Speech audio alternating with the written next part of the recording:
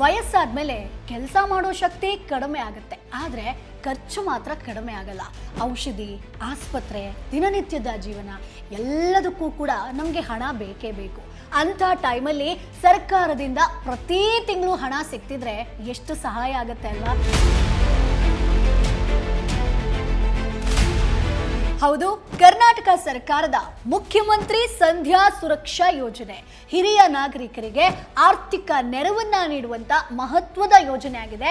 ಹಾಗಾದ್ರೆ ಇದು ಯಾರಿಗೆ ಸಿಗುತ್ತೆ, ಎಷ್ಟು ಹಣ ಸಿಗುತ್ತೆ, ಯಾವ ದಾಖಲೆ ಬೇಕು, ಅರ್ಜಿ ಹೇಗೆ ಸಲ್ಲಿಸಬೇಕು, ಯಾರ್ಯಾರು ಇದಕ್ಕೆ ಅರ್ಹರಲ್ಲ, ಈ ವಿಡಿಯೋದಲ್ಲಿ ಪ್ರತಿಯೊಂದು ಮಾಹಿತಿಯನ್ನ ಈಸಿಯಾಗಿ ನಿಮಗೆ ಎಕ್ಸ್ಪ್ಲೈನ್ ಮಾಡ್ತೀನಿ. ಸಾಕಷ್ಟು ಜನರಿಗೆ ಈ ಯೋಜನೆ ಬಗ್ಗೆ ಮಾಹಿತಿನೇ ಗೊತ್ತಿಲ್ಲ. ಹಾಗಾಗಿ ವಿಡಿಯೋವನ್ನ ಕೊನೆ ತನಕ ಮಿಸ್ ಮಾಡದೆ ನೋಡಿ. ಹಾಯ್ ಹಲೋ ನಮಸ್ಕಾರ, welcome to boss wala YouTube channel. ನಾನು ಚೈತ್ರ. ನೀವಿನ್ನು ನಮ್ಮ ಚಾನೆಲ್ ಅನ್ನ ಸಬ್ಸ್ಕ್ರೈಬ್ ಮಾಡಿಲ್ಲ ಅಂತಂದ್ರೆ ಈ ಕೂಡಲೇ ಸಬ್ಸ್ಕ್ರೈಬ್ ಮಾಡಿ. ಸ್ನೇಹಿತರೆ, ಮೊದಲಿಗೆ ಏನಪ್ಪಾ ಇದು ಮುಖ್ಯಮಂತ್ರಿ ಸಂಧ್ಯಾ ಸುರಕ್ಷಾ ಯೋಜನೆ ಅಂತ ತಿಳ್ಕೊಳ್ಳೋಣ. ಸ್ನೇಹಿತರೆ, ಇದು ಹೊಸದಾಗಿ ಬಂದಂತ ಯೋಜನೆ ಅಲ್ಲ. ಸುಮಾರು 19 ವರ್ಷಗಳಿಂದ ಕರ್ನಾಟಕದ ಲಕ್ಷಾಂತರ ಹಿರಿಯ ನಾಗರಿಕರಿಗೆ ಆರ್ಥಿಕ ಆಸರೆಯಾಗಿರುವಂತ ಒಂದು ಮಹತ್ವದ ಯೋಜನೆ ಆಗಿರುತ್ತೆ. ಇದು ಕರ್ನಾಟಕ ಸರ್ಕಾರದ ಸಾಮಾಜಿಕ ಭದ್ರತಾ ಯೋಜನೆಗಳಲ್ಲೊಂದು. ಈ ಯೋಜನೆಯ ಮುಖ್ಯ ಉದ್ದೇಶ ಏನ್ ಗೊತ್ತಾ? ವಯಸ್ಸಾದ ನಂತರ ಯಾವುದೇ ಶಾಶ್ವತ ಆದಾಯ ಇಲ್ಲದಂತ ಹಿರಿಯ ನಾಗರಿಕರಿಗೆ ಪ್ರತಿ ತಿಂಗಳು ಆರ್ಥಿಕ ನೆರವನ್ನ ನೀಡುವಂಥದ್ದು. ಕೆಲವರು ವಯಸ್ಸಾದ ಮೇಲೆ ದುಡಿಯೋದಕ್ಕೆ ಸಾಧ್ಯ ಆಗೋದಿಲ್ಲ, ಮಕ್ಕಳು ನೋಡ್ಕೊಳ್ಳೋದಂತಹ ಪರಿಸ್ಥಿತಿ ಕೂಡ ಇರಬಹುದು. ಇಂತಹ ಟೈಮಲ್ಲಿ ಕನಿಷ್ಠ ಜೀವನವನ್ನ ಸಾಗಿಸೋದಕ್ಕೆ ಸರ್ಕಾರದಿಂದ ಪ್ರತಿ ತಿಂಗಳು ಪಿಂಚಣಿಯನ್ನ ನೀಡಲಾಗುತ್ತೆ. ಈ ಹಣ ನೇರವಾಗಿ ಫಲಾನುಭವಿಯ ಅಂದ್ರೆ ನಿಮ್ಮ ಬ್ಯಾಂಕ್ ಖಾತೆಗೆ ಜಮಾ ಆಗುತ್ತೆ ಸ್ನೇಹಿತರೆ. ಸೊ ಹಾಗಾದ್ರೆ ಈ ಯೋಜನೆ ಯಾವಾಗ ಸ್ಟಾರ್ಟ್ ಆಯ್ತು ಅನ್ನೋದನ್ನ ಕ್ವಿಕ್ ಆಗಿ ನೋಡ್ತಾ ಹೋಗೋಣ. ಆಮೇಲೆ ಹೇಗೆ ಅಪ್ಲೈ ಮಾಡಬೇಕು ಎಲ್ಲ ಹೇಳ್ತೀನಿ. ಮುಖ್ಯಮಂತ್ರಿ ಸಂಧ್ಯಾ ಸುರಕ್ಷಾ ಯೋಜನೆಯನ್ನ 2007 ಜುಲೈ 2ರಂದು ಕರ್ನಾಟಕ ಸರ್ಕಾರ ಸ್ಟಾರ್ಟ್ ಮಾಡ್ತು. ಈ ಯೋಜನೆಯ ಉದ್ದೇಶ ಇಂದಿರಾ ಗಾಂಧಿ ರಾಷ್ಟ್ರೀಯ ವೃದ್ಧಾಪ್ಯ ಪಿಂಚಣಿ ಯೋಜನೆಯ ವ್ಯಾಪ್ತಿಗೆ ಬಾರದ ಆರ್ಥಿಕವಾಗಿ ದುರ್ಬಲ ಹಿರಿಯ ನಾಗರಿಕರಿಗೆ ಒಂದು ಮಾಸಿಕ ಪಿಂಚಣಿಯನ್ನ ನೀಡೋದಾಗಿತ್ತು ಸ್ನೇಹಿತರೆ. ಸೊ ಈ ಯೋಜನೆಯನ್ನ ಕರ್ನಾಟಕ ಸರ್ಕಾರದ ಕಂದಾಯ ಇಲಾಖೆ ಸಾಮಾಜಿಕ ಭದ್ರತಾ ಪಿಂಚಣಿ ಯೋಜನೆಯ ಭಾಗವಾಗಿ ಶುರು ಮಾಡುತ್ತೆ. ಸೊ ಇದು ರಾಜ್ಯ ಸರ್ಕಾರದ ಯೋಜನೆ ಆಗಿರುತ್ತೆ. ಸೊ ಬಡ ಆಗಿರ್ಬೋದು, ನಿರ್ಗತಿಕ ಹಿರಿಯ ನಾಗರಿಕರಿಗೆ ಒಂದು ಹಣಕಾಸಿನ ಭದ್ರತೆಯನ್ನ ನೀಡುವಂತ ಉದ್ದೇಶವನ್ನ ಹೊಂದಿರುವಂತದ್ದು. ಆಲ್ರೆಡಿ ಸಾಕಷ್ಟು ಜನ ಇದರ ಒಂದು ಬೆನಿಫಿಟ್ ಅನ್ನ ಪಡ್ಕೊಳ್ತಾ ಇದ್ದಾರೆ. ಇದುವರೆಗೆ ಎಷ್ಟು ಜನರಿಗೆ ಪ್ರಯೋಜನ ಸಿಕ್ಕಿದೆ? ಸೊ ಸಾಮಾಜಿಕ ಭದ್ರತಾ ಪಿಂಚಣಿ ಯೋಜನೆಗಳ ಅಡಿಯಲ್ಲಿ ಅಂದ್ರೆ ಸಂಧ್ಯಾ ಸುರಕ್ಷಾ ಆಗಿರ್ಬೋದು, ವೃದ್ಧಾಪ್ಯ ಪಿಂಚಣಿ ಆಗಿರ್ಬೋದು, ವಿಧವಾ ಪಿಂಚಣಿ ಸೇರಿದಂತೆ ಸುಮಾರು 81,88,000 ಫಲಾನುಭವಿಗಳು ಇದರ ಒಂದು ಸದುಪಯೋಗನ ಪಡ್ಕೊಳ್ತಾರೆ. ಅಂದ್ರೆ 2026ರಲ್ಲಿ ಒಂದು ವಿಧಾನಸಭೆಯಲ್ಲಿ ಇದರ ಬಗ್ಗೆ ಡಿಸ್ಕಷನ್ ಆಗುತ್ತೆ. ಸೊ ಇದೀಗ ಪ್ರಮುಖ ವಿಚಾರಕ್ಕೆ ಬರೋಣ. ಯಾರು ಈ ಯೋಜನೆಗೆ ಅರ್ಹರು? ಸೊ ಇದರಲ್ಲಿ ಇಷ್ಟು ಟಿಕ್ ಮಾರ್ಕ್ ನೀವು ಕರೆಕ್ಟ್ ಆಗಿತ್ತು ಅಂತಂದ್ರೆ ಅರ್ಜಿಯನ್ನ ಸಲ್ಲಿಸಬಹುದು. ಮೊದಲನೇದಾಗಿ ಅರ್ಜಿದಾರರು ಕರ್ನಾಟಕದ ಶಾಶ್ವತ ನಿವಾಸಿಯಾಗಿರಬೇಕು. ಎರಡನೇದಾಗಿ ಸಾಮಾನ್ಯವಾಗಿ 65 ವರ್ಷ ಅಥವಾ ಅದಕ್ಕಿಂತ ಹೆಚ್ಚಿನ ವಯಸ್ಸಿನವರಾಗಿರಬೇಕು. ಮೂರನೇದಾಗಿ ಕುಟುಂಬದ ವಾರ್ಷಿಕ ಆದಾಯ ಸರ್ಕಾರ ನಿಗದಿಪಡಿಸಿರುವಂತ ಮಿತಿಯೊಳಗಿರಬೇಕಾಗತ್ತೆ ಸ್ನೇಹಿತರೆ. ನಾಲ್ಕನೇದಾಗಿ ಸರ್ಕಾರದ ಬೇರೆ ಯಾವುದೇ ಸಾಮಾಜಿಕ ಪಿಂಚಣಿಯನ್ನ ಪಡೆಯುತ್ತಿರಬಾರ್ದು, ಇದು ಇಂಪಾರ್ಟೆಂಟ್. ಇನ್ನು ಐದನೇದಾಗಿ ಆದಾಯ ತೆರಿಗೆಯನ್ನ ನೀವು ಪಾವತಿ ಮಾಡ್ತಾ ಇದ್ರೆ ಈ ಯೋಜನೆಗೆ ನೀವು ಅರ್ಹರಲ್ಲ ಸ್ನೇಹಿತರೆ. ಆರನೇದಾಗಿ ಸರ್ಕಾರಿ ನೌಕರರಾಗಿ ನಿವೃತ್ತಿ ವೇತನ ಪಡೆಯೋರು ಇದಕ್ಕೆ ಅರ್ಜಿಯನ್ನ ಸಲ್ಲಿಸೋ ಹಾಗಿಲ್ಲ. ಸಾಮಾನ್ಯವಾಗಿ ಈ ಯೋಜನೆಗೆ ಅರ್ಹರಾಗಿರೋದಿಲ್ಲ ಸ್ನೇಹಿತರೆ. ಅಂದ್ರೆ ನಿಜವಾಗಿಯೂ ಕೂಡ ಆರ್ಥಿಕವಾಗಿ ದುರ್ಬಲ ಆಗಿರುವಂತ ಹಿರಿಯ ನಾಗರಿಕರಿಗೆ ಈ ಯೋಜನೆಯನ್ನ ಕೊಡ್ತಾರೆ. ಸೊ ಇದಿಷ್ಟರಲ್ಲಿ ನಿಮಗೆ ಅರ್ಹತೆ ಇತ್ತು, ಟಿಕ್ ಮಾರ್ಕ್ ಇತ್ತು ಅಂತಂದ್ರೆ ನೆಕ್ಸ್ಟ್ ಪಾಯಿಂಟ್ ಹೋಗೋಣ ಸ್ನೇಹಿತರೆ. ಎಲ್ರಿಗೂ ಇರುವಂತ ಪ್ರಶ್ನೆ, ಎಷ್ಟು ಹಣ ಸಿಗುತ್ತೆ ಅಂತ ಹೇಳ್ಕೊಂಡು ಪ್ರಸ್ತುತ ಈ ಯೋಜನೆಯಡಿ ಅರ್ಹ ಫಲಾನುಭವಿಗಳಿಗೆ ಸರ್ಕಾರದಿಂದ ಪ್ರತಿ ತಿಂಗಳು ಪಿಂಚಣಿಯನ್ನ ನೀಡ್ತಾ ಇದ್ದಾರೆ. ಅಂದ್ರೆ ಈ ಹಣ ನಿಮಗೆ ಸರ್ಕಾರ ನೇರವಾಗಿ DBT ಡೈರೆಕ್ಟ್ ನಿಮ್ಮ ಬ್ಯಾಂಕ್ ಖಾತೆಗೆ ಜಮಾ ಮಾಡುತ್ತೆ ಸ್ನೇಹಿತರೆ. ಯಾವುದೇ ಮಧ್ಯವರ್ತಿಗಳ ಅಗತ್ಯ ಇರೋದಿಲ್ಲ, ಕಾಟ ಇರೋದಿಲ್ಲ.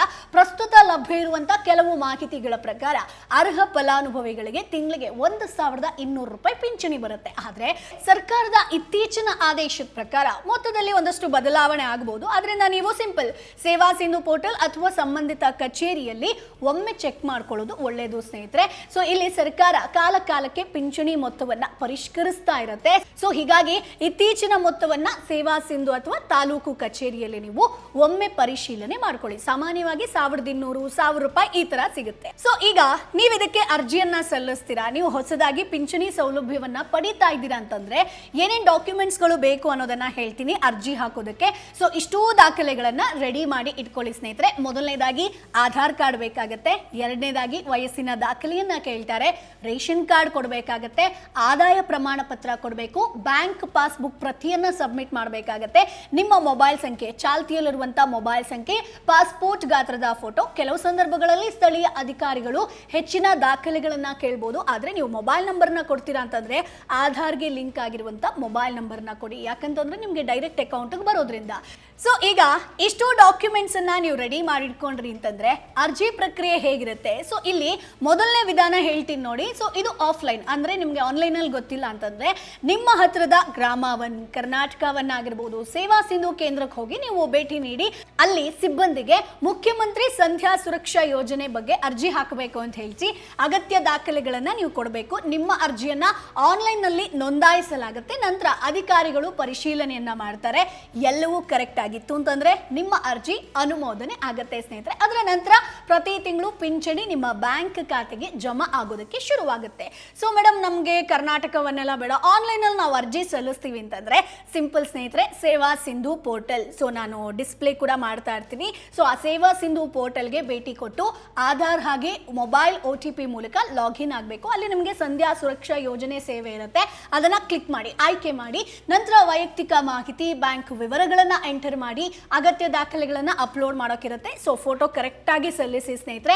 ಅರ್ಜಿಯನ್ನ ಸಲ್ಲಿಸಿದ ನಂತರ ನಿಮಗೆ ಅಪ್ಲಿಕೇಶನ್ ರೆಫರೆನ್ಸ್ ನಂಬರ್ ಅಂತ ಬರುತ್ತೆ, ಅದನ್ನ ಸೇವ್ ಮಾಡಿ ಇಟ್ಕೊಳ್ಳಿ, ಸ್ಕ್ರೀನ್ ಶಾಟ್ ತೆಗೆದಿಟ್ಕೊಳ್ಳಿ, PDF ನ ತೆಗೆದಿಟ್ಕೊಳ್ಳಿ. ಅದೇ ಪೋರ್ಟಲ್ ನಲ್ಲಿ ಟ್ರ್ಯಾಕ್ ಅಪ್ಲಿಕೇಶನ್ ಸ್ಟೇಟಸ್ ಅನ್ನುವಂಥದ್ದು ಇರುತ್ತೆ. ಸೊ ಅಲ್ಲಿ ಅರ್ಜಿಯ ಸ್ಥಿತಿಯನ್ನ ಕೂಡ ನೀವು ಚೆಕ್ ಮಾಡ್ಕೋಬಹುದು. ಆನ್ಲೈನ್ ಅಲ್ಲಿ ಅರ್ಜಿ ಸಲ್ಲಿಸಿದ ತಕ್ಷಣ ನೀವು ಟ್ರ್ಯಾಕ್ ಡೀಟೇಲ್ಸ್ ಅನ್ನ ನೋಡಬೇಕು ಅಂತಿಲ್ಲ. ಸೊ ಅಷ್ಟು ಬೇಗ ನಿಮ್ಗೆ ಅಪ್ರೂವಲ್ ಸಿಕ್ಕಿರೋದಿಲ್ಲ. ಸ್ವಲ್ಪ ಟೈಮ್ ಆದ್ಮೇಲೆ ನೀವು ಅರ್ಜಿಯ ಸ್ಥಿತಿಯನ್ನ ನೀವು ಚೆಕ್ ಮಾಡ್ಕೊಳ್ಬಹುದು ಸ್ನೇಹಿತರೆ. ಬಟ್ ಆನ್ಲೈನ್ ಅಲ್ಲಿ ಅರ್ಜಿ ಸಲ್ಲಿಸ್ತೀರಾ ಅಂತಂದ್ರೆ ನಿಮ್ಮ ಹೆಸರು, ಆಧಾರ್ ಅಲ್ಲಿರುವಂತಹ ಹೆಸರಾಗಿರ್ಬೋದು, ರೇಷನ್ ಕಾರ್ಡ್ ಅಲ್ಲಿರುವಂತಹ ಹೆಸರು ಎಲ್ಲವೂ ಕೂಡ ಕರೆಕ್ಟ್ ಆಗಿರಬೇಕು. ಸ್ಪೆಲ್ಲಿಂಗ್ ಮಿಸ್ಟೇಕ್ ಆಗದಿರೋ ತರ ನೋಡ್ಕೊಳ್ಳಿ. ಜೊತೆಗೆ ನಿಮ್ಮ ಅಡ್ರೆಸ್ ಪ್ರೂಫ್ ಅನ್ನ ಕೊಡಬೇಕಾದ್ರೂ ಹುಷಾರಾಗಿ ಕೊಡಿ. ಸೊ ನೀವೀಗ ಎಲ್ಲೋ ಬಾಡಿಗೆ ಮನೆಯಲ್ಲಿದ್ದೀರಾ, ಆಧಾರ್ ಅಲ್ಲಿ ಪರ್ಮನೆಂಟ್ ಅಡ್ರೆಸ್ ಬೇರೆ ಯಾವುದೋ ಇರುತ್ತಾ, ಸೊ ಅವಾಗ ನೀವು ಪರ್ಮನೆಂಟ್ ಅಡ್ರೆಸ್ ಅನ್ನೇ ಕೊಡಬೇಕಾಗತ್ತೆ. ಸೊ ಈ ರೀತಿಯಾದಂಥ ಮಿಸ್ಟೇಕ್ ಅನ್ನ ಮಾಡೋದಕ್ಕೆ ಹೋಗಬೇಡಿ, ಯಾಕಂತಂದ್ರೆ ಮಿಸ್ಟೇಕ್ ಆಯ್ತು ಅಂತಂದ್ರೆ ಅರ್ಜಿ ರಿಜೆಕ್ಟ್ ಆಗುವಂತ ಚಾನ್ಸಸ್ ಇರುತ್ತೆ. ಸೊ ಇದನ್ನ ನೀವು ಗಮನದಲ್ಲಿ ಇಟ್ಕೊಳ್ಳಿ. ಸೊ ಈಗ ತುಂಬ ಜನರಿಗೆ ಅಂದರೆ ಆಲ್ರೆಡಿ ನೀವು ಪಿಂಚಣಿ ಸೌಲಭ್ಯಕ್ಕೆ ಅರ್ಜಿಯನ್ನು ಸಲ್ಲಿಸಿರ್ತೀರ, ಆದರೆ ಹಣ ಬರದೇ ಇದ್ರೆ ಏನು ಮಾಡಬೇಕು, ಏನು ತಪ್ಪಾಗಿದೆ ಅಂತ ಸಾಮಾನ್ಯವಾಗಿ ಪ್ರಶ್ನೆ ಕೇಳ್ತಾರೆ. ಸೊ ಇಲ್ಲಿ ಹಣ ಬರ್ತಿಲ್ಲ ಅಂತ ಟೆನ್ಷನ್ ಆಗೋದು ಬೇಡ ಸ್ನೇಹಿತರೆ. ಸೊ ಮೊದಲಿಗೆ ನಿಮ್ಮ ಅರ್ಜಿ ನೀವು ಆಲ್ರೆಡಿ ಹಾಕಿದ್ರೆ ಅದು ಅನುಮೋದನೆ ಆಗಿದೆಯಾ, ಅಪ್ರೂವಲ್ ಆಗಿದೆಯಾ ಅಂತ ಚೆಕ್ ಮಾಡ್ಕೊಳ್ಳಿ. ಬ್ಯಾಂಕ್ ಖಾತೆ ಆಧಾರ್ ಲಿಂಕ್ ಆಗಿದೆಯಾ ಅನ್ನುವಂಥದ್ದನ್ನ ಖಚಿತಪಡಿಸ್ಕೊಳ್ಳಿ. DBT ಸಕ್ರಿಯ ಆಗಿದೆಯಾ ಅಂತ ನೋಡ್ಕೊಳ್ಳಿ. ಯಾವುದೇ ಮಾಹಿತಿ ತಪ್ಪಿದ್ರೆ ತಿದ್ದುಪಡಿಯನ್ನ ಮಾಡ್ಕೊಳ್ಳಿ. ಅಗತ್ಯವಿದ್ರೆ ತಾಲೂಕು ಕಚೇರಿ ಅಥವಾ ಸಂಬಂಧಿತ ಅಧಿಕಾರಿಗಳನ್ನ ಒಮ್ಮೆ ಕಾಂಟ್ಯಾಕ್ಟ್ ಮಾಡಿ ಸ್ನೇಹಿತರೆ, ಅವರು ನಿಮಗೆ ಕರೆಕ್ಷನ್ ಅನ್ನ ಮಾಡ್ಕೊಡ್ತಾರೆ. ಸೊ ಇಲ್ಲಿ ಅಂಡ್ ಇನ್ನೊಂದು ಸ್ನೇಹಿತರೆ, ಜನರು ಮಾಡುವಂತ ಸಾಮಾನ್ಯ ತಪ್ಪುಗಳನ್ನ ಹೇಳ್ತೀನಿ. ಇದು ಚಿಕ್ಕ ಚಿಕ್ಕ ತಪ್ಪಾಗಿರುತ್ತೆ.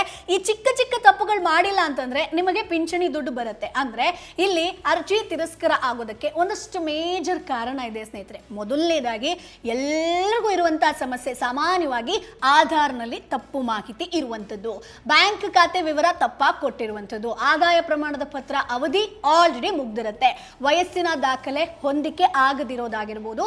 ಈ ಸಣ್ಣ ತಪ್ಪುಗಳನ್ನ ತಪ್ಪಿಸಿದ್ರೆ ಅರ್ಜಿ ಬೇಗ ಪ್ರಕ್ರಿಯೆ ಆಗುತ್ತೆ ಸ್ನೇಹಿತರೆ. ಇದನ್ನ ಗಮನದಲ್ಲಿಟ್ಕೊಳ್ಳಿ.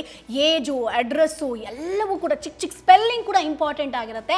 ಇನ್ನೊಂದು ಮುಖ್ಯ ವಿಚಾರ, ಯಾವುದೇ ವ್ಯಕ್ತಿಗೆ ಒಂದಕ್ಕಿಂತ ಹೆಚ್ಚು ಸಾಮಾಜಿಕ ಪಿಂಚಣಿ ಯೋಜನೆಗಳ ಪ್ರಯೋಜನ ಸಾಮಾನ್ಯವಾಗಿ ಸಿಗೋದಿಲ್ಲ ಸ್ನೇಹಿತರೆ. ಆದ್ರಿಂದ ಈಗಾಗಲೇ ನೀವು ಬೇರೆ ಪಿಂಚಣಿಯನ್ನ ಪಡೀತಾ ಇದ್ರೆ ಮೊದಲು ನಿಮ್ಮ ಅರ್ಹತೆಯನ್ನ ಚೆಕ್ ಮಾಡ್ಕೊಳ್ಳಿ. ಯಾರಿಗೂ ಹಣ ಕೊಟ್ಟು ಅರ್ಜಿಯನ್ನ ಹಾಕ್ಸೋ ಅಗತ್ಯ ಇಲ್ಲ. ಅಧಿಕೃತ ಕೇಂದ್ರಗಳಲ್ಲೇ ನೀವು ಅರ್ಜಿಯನ್ನ ಸಲ್ಲಿಸಬೇಕಾಗುತ್ತೆ. ಫಾರ್ ಎಕ್ಸಾಂಪಲ್, ಈಗ ನಿಮಗೆ ವಿಧವಾ ಪಿಂಚಣಿ ಬರ್ತಾ ಇದೆ. ಸೊ ಸಂಧ್ಯಾ ಸುರಕ್ಷಾ ಯೋಜನೆಗೂ ಕೂಡ ನಾನು ಅರ್ಜಿಯನ್ನ ಸಲ್ಲಿಸ್ತೀನಿ, ಯಾರಿಗೂ ಕೂಡ ಗೊತ್ತಾಗಲ್ಲ ಅಂತಂದ್ರೆ ಇದು ತಪ್ಪು. ಸೊ ಹಾಗಾಗಿ ಅದು ಗೊತ್ತಾಯ್ತು ಅಂತಂದ್ರೆ ಸುಮ್ಮನೆ ಲೀಗಲಿ ಸಮಸ್ಯೆ ಆಗುತ್ತೆ. ಸೊ ಹಾಗಾಗಿ ಆ ಥರ ಮಾಡೋದಕ್ಕೆ ಹೋಗಬೇಡಿ.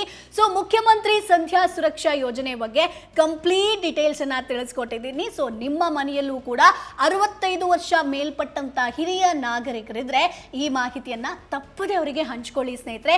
ಈ ವಿಡಿಯೋ ನಿಮಗೆ ಉಪಯುಕ್ತ ಅಂತ ಅನ್ಸಿದ್ರೆ ಒಂದು ಲೈಕ್ ಮಾಡಿ. ಜೊತೆಗೆ ನಿಮ್ಗೆ ಏನೇ ಡೌಟ್ ಇತ್ತು ಅಂತಂದ್ರೂ ಕೂಡ ಕಮೆಂಟ್ ಬಾಕ್ಸ್ ಅಲ್ಲಿ ತಪ್ಪದೇ ಕೇಳ್ಬೋದು. ಸೊ ಇಂತಹ ಸರ್ಕಾರದ ಯೋಜನೆಗಳಾಗಿರ್ಬೋದು, ಬ್ಯಾಂಕ್ ಅಪ್ಡೇಟ್ಗಳಾಗಿರ್ಬೋದು, ಪಿಂಚಣಿ ಮಾಹಿತಿ ಆಗಿರ್ಬೋದು, ಫಿನಾನ್ಸ್ಗೆ ಸಂಬಂಧಪಟ್ಟಂತ ಒಂದಷ್ಟು ವಿಚಾರಗಳಾಗಿರ್ಬೋದು, ಇವೆಲ್ಲವನ್ನ ಈ ಚಾನೆಲ್ ಅಲ್ಲಿ ಹಾಕ್ತಾ ಇರ್ತೀವಿ. ಸೊ ಹಾಗಾಗಿ ಸಬ್ಸ್ಕ್ರೈಬ್ ಮಾಡೋದನ್ನ ಮರಿಬೇಡಿ. ಏನಾದರೂ ಪ್ರಶ್ನೆ ಇತ್ತು ಅಂತಂದ್ರೆ ಕಮೆಂಟ್ ಬಾಕ್ಸ್ ಅಲ್ಲಿ ನೇರವಾಗಿ ಕೇಳ್ಬೋದು. ಮುಂದಿನ ವಿಡಿಯೋದಲ್ಲಿ ಮತ್ತಷ್ಟು ಮಾಹಿತಿ ಜೊತೆ ನಾನು ಮುಂದೆ ಹಾಜರಿರ್ತೀನಿ. ಅಲ್ಲಿವರೆಗೂ ಬಾಯ್ ಬಾಯ್. ಬ್ರ್ಯಾಂಡ್ ಪಾರ್ಟ್ನರ್ಶಿಪ್ ಮತ್ತು ಜಾಹೀರಾತಿಗಾಗಿ ಸಂಪರ್ಕಿಸಿ brand@bosswala.com. WhatsApp number 9108014192. Bosswala. Be the boss.